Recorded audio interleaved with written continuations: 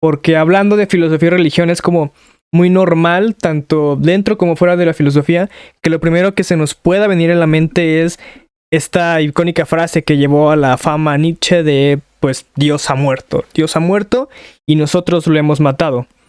Que de en fondo se entiende como una crítica al cristianismo, sí, pero en general es una crítica a todo tipo de religión. Y entonces el día de hoy intentaré darle una lectura a Nietzsche un poco más alejada de todas estas etiquetas que normalmente le tenemos, fuera de considerarlo nihilista o un crítico de la religión. Vamos a intentar darle una vista desde Nietzsche, de Nietzsche para Nietzsche, ¿no? Podemos decirlo así. Entonces, antes que nada, creo que sería importante preguntarnos por qué es que este personaje es como tan llamativo, ¿no? Pareciera que es con lo que cualquiera quisiera empezar filosofía, ¿no? Con el nihilismo de Nietzsche. Pero, ¿por qué? Bueno, yo alcanzo a percibir que tiene mucha relación justo con lo que nos comentaba el profesor Chavarin, con este ateísmo que en realidad de fondo esconde un agnosticismo que es como una tendencia que tiene nuestra sociedad, en especial nuestra juventud, nuestros adolescentes de hoy en día. Y quizás desde un punto de vista más psicológico me hace mucho sentido, ¿no? Porque cuando eres adolescente, lo que buscas es precisamente como derribar todos esos dogmas que te imponen cualquier tipo de autoridad, sean tus padres, sea la religión que profesas, sean el mismo gobierno que tienes, ¿no? Entonces, en ese afán de derrumbar esos dogmas, siento que el argumento de Nietzsche puede hacer muchísimo sentido, ¿no? Como que empata mucho con esa corriente de ideas. Ahora, les comento que Nietzsche no escribió tal cual un sistema filosófico. Él en realidad decidió escribirlo más a forma de literatura. Si me preguntan a mí, un poco de allí parte que existan como tantas interpretaciones, algunas mejores que otras del autor. En realidad, en cualquiera de sus obras podemos encontrar en síntesis cuál es su filosofía. En todas habla un poquito de todo. Sin embargo, la que ha trascendido un poquito más, pues es esta, es Así habló Zaratustra, ahí está. Y es un poquito en la que yo me basé para la exposición de hoy, y definitivamente en ella también podemos encontrar toda su filosofía y es la que se toma normalmente como referente. Y pues, ¿de qué trata? Así habló Zaratustra, de un modo hasta cierto punto sintético y caricaturizado. Podríamos decir que son las aventuras de lo que Nietzsche considera algún tipo de Mesías reindicado, ¿no? Y a partir de ahí, a partir de sus experiencias, nos va contando cómo debería ser para él el superhombre, el eterno retorno, el nihilismo y todas las ideas que él empieza a desarrollar que lo han hecho bastante famoso. Y que de fondo nos dice cómo es que el hombre llega a ser el superhombre a partir de que Dios muere. Ahora, ¿qué significa que Dios haya muerto? Pues significa, para empezar, que nunca existió, porque desde la concepción que tenemos, al menos normalmente, en especial quizás desde el cristianismo, desconozco mucho de otras religiones, pero este Dios todopoderoso, pues no empata con la idea de que muera, ¿no? Si muere, en realidad es porque nunca existió, ¿no? Es como contradictorio hasta cierto punto. Y lo importante aquí en Nietzsche es pensar que el que Dios haya muerto y el que sigamos con nuestras vidas como si nada, pues no son palabras menores. Es decir, si nuestro mundo pierde a Dios, que es ese fundamento principal de todo, pues ahora no sabemos distinguir ni dónde es arriba, dónde es abajo, dónde es bien y dónde es mal. Y él pareciera que hace más esta crítica hacia que existe un nihilismo por nuestra parte al aceptar que Dios no existe y que entonces sigamos con nuestra vida como si nada. Es por eso que les digo que la lectura de Nietzsche puede ser curiosa, porque así que digas nihilista, podríamos decir que no es. Más bien él pareciera que acusa de nihilismo a nuestra actitud frente a un mundo donde ya no nos importa tanto Dios. Y bueno, entonces justo la idea que desarrolla del superhombre es un hombre que tiene la capacidad de desarrollar sus propios valores y que sí viene a romper con los valores que ya tenía establecidos el cristianismo y en realidad cualquier religión. Nietzsche, más que un crítico del cristianismo, es un crítico de la religión.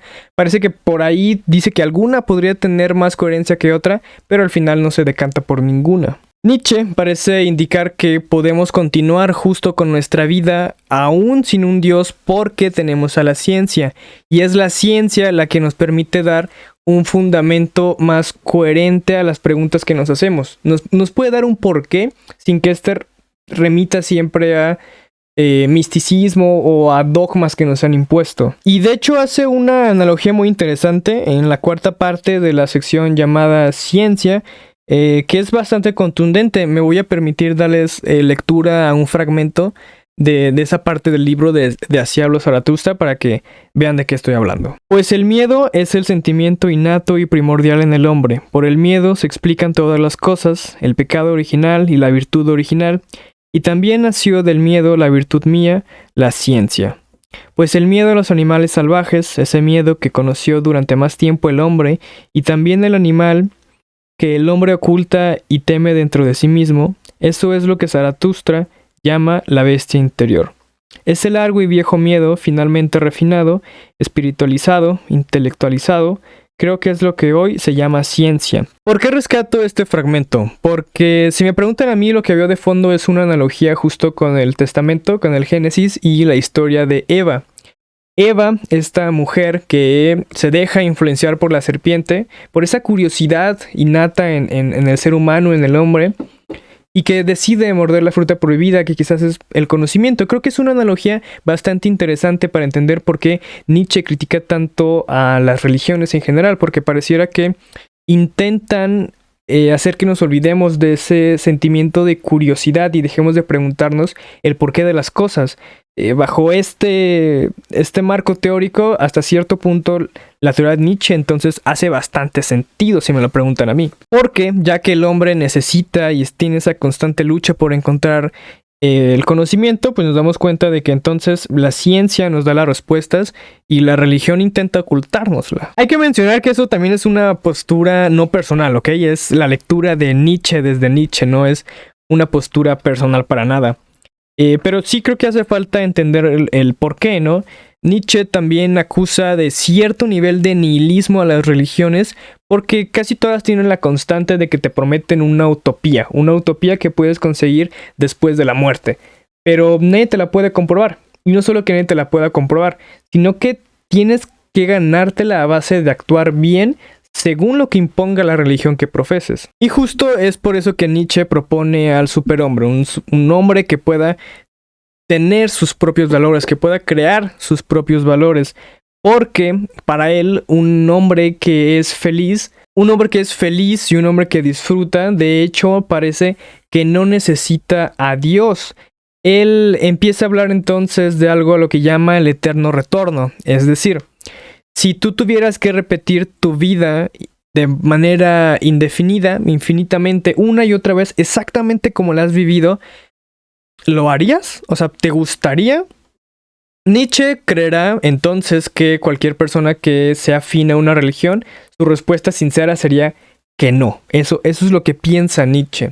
Por eso él empieza a promover una vida más Dionisia, que lo toma de este dios griego que es el dios de el vino y del éxtasis, y entonces es puro placer que se contrapone siempre con lo apolíneo, ¿no? Que es como las virtudes que se mueven en la antigua Grecia. De hecho es curioso porque todo el movimiento que despliega Nietzsche empieza justamente a partir de la crítica hacia Platón y Sócrates, porque según Nietzsche, tanto lo dionisio y lo apolíneo estaban en unión y en cierto tipo de armonía hasta antes de estos personajes, en la Grecia, digamos, presocrática. Pero es cuando a Platón y a Sócrates se les ocurre decir que el mundo tiene algún tipo de régimen y sentido, que todas las teorías morales a partir de ahí comienzan a fallar. Y recordemos que por eso entonces Nietzsche tiene una visión del mundo que es caótica y que no tiene por qué seguir algún tipo de regla. Ahora, también definir que la idea del superhombre, aunque suene a caricatura de Superman, pues no lo es, ¿ok? El superhombre en realidad son 3 etapas. Nietzsche hace la analogía con el camello, el león y el niño. ¿Por qué? Porque el camello es el que obedece ciegamente, el león es el que se niega a los valores impuestos y el niño es el que tiene la capacidad de crear nuevos valores. Quizás en lo que a mí concierne, el mayor problema de Nietzsche ni siquiera radica en él. De hecho, creo que toda su teoría y toda su filosofía es bastante coherente, sin embargo, termina por influir en ideas de la posmodernidad. Y entonces, si cada quien tiene sus propios valores y su propia verdad, pues entonces pareciera que nadie la tiene. Y hasta aquí un poco eso es lo que es la filosofía de Nietzsche. Sin embargo, para dejarles de tarea que reflexionen un poquito acerca del autor e invitarlos a que lo lean fuera de cualquier etiqueta que le podamos poner. Voy a terminar con un fragmento de la primera parte titulado La picadura de la víbora. Un día Zaratustra se había quedado dormido bajo una higuera y como hacía calor había ocultado la cara bajo el brazo. Entonces se le acercó una víbora y le picó en el cuello y Zaratustra despertó gritando de dolor. Al apartar el brazo de su cara vio a la serpiente, que al reconocer los ojos de Zaratustra dio la vuelta torpemente y quiso escapar. «No te vayas aún», dijo Zaratustra. «Déjame darte las gracias. A tiempo me despertaste, pues aún me queda bastante trecho por recorrer». «Poco trecho podrás recorrer ya», respondió la víbora con tristeza, «pues mi veneno es mortal». Zaratustra sonrió. «¿Ha muerto alguna vez un dragón por el veneno de una serpiente? Pero toma de nuevo tu veneno. No eres bastante rica para regalármelo». La víbora le saltó de nuevo al cuello y le lamió la mordedura. Cuando Zaratustra reveló lo sucedido a sus discípulos, estos le preguntaron, ¿cuál es la moraleja de esa historia? Y Zaratustra les comentó, los buenos y los justos me llaman el aniquilador de la moral. Mi relato es un relato inmoral. Es más noble quitarse a sí mismo la razón que mantenerla sobre todo cuando se tiene razón. Mas para eso hay que ser muy rico.